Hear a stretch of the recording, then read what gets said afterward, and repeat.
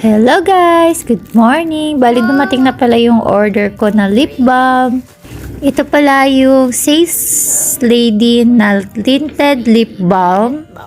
Ang shade niya 03. Tatlong klase itong lip balm na to. May 1, 2, and 3. Then itong number 3, ito yung mas darker.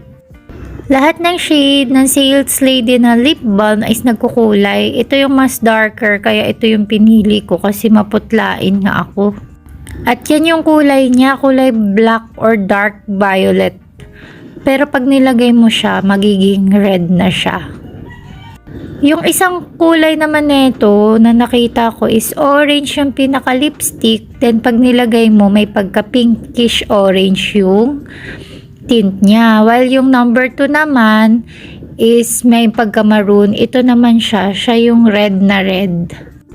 After kong nilagayan guys, pina-stay ko lang muna saglit. Then iwa-wipe ko siya ng paper towel.